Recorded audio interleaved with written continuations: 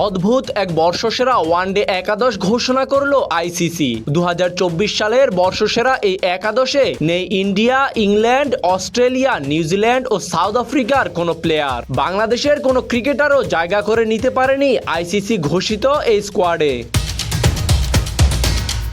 2024 সালের পারফরমেন্সের ভিত্তিতে বানানো আইসিসির বর্ষসেরা ওয়ানডে দলে পাকিস্তান, ওয়েস্ট ইন্ডিজ, শ্রীলঙ্কা ও আফগানিস্তানের খেলোয়াড়দের নিয়ে 11 জনের এই দল গঠন করা হয়েছে। সর্বোচ্চ 4 জন খেলোয়াড় আছেন শ্রীলঙ্কার, পাকিস্তান ও আফগানিস্তানের 3 জন এবং বাকি 1 জন খেলোয়াড় ওয়েস্ট ইন্ডিজের। অর্থাৎ এশিয়া মহাদেশ থেকেই রয়েছেন 10 জন খেলোয়াড়। একাদশের ওপেনিং জুটিতে রয়েছে পাকিস্তানের সাইম আয়ুব এবং আফগানিস্তানের রহমানুল্লাহ গুরবাজ। 2024 সালে দুজনেরই রয়েছে 3টি করে সেঞ্চুরি।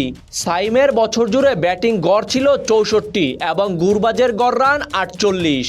বর্ষসেরা এই দলে 3, 4 ও 5-এ রয়েছে যথাক্রমে শ্রীলঙ্কার 3 inform batter Pathum Nissanka, Kushal Mendis এবং চারিত আসালাঙ্কা। মেন্ডিস উইকেট কিপার এবং আসালাঙ্কা এই দলের অধিনায়ক।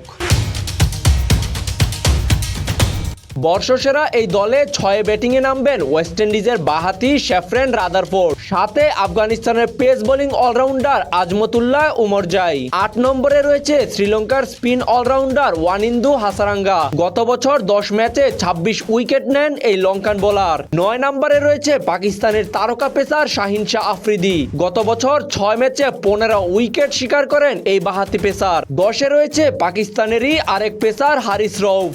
2024 সালে 8 ম্যাচে 13 উইকেট নেন রউফ। শেষ জায়গাটি আফগানিস্তানের 18 বছর বয়সী স্পিনার আল্লাহ গাজনফারের। গত বছর 11 ম্যাচে এই স্পিনার শিকার করেন 21টি উইকেট। তবে এই একাদশে ক্রিকেটের বড় দলগুলোর কোনো প্লেয়ারের জায়গা না হওয়ায় বিস্ময়ের জন্ম দিয়েছে ক্রিকেট প্রেমীদের মনে।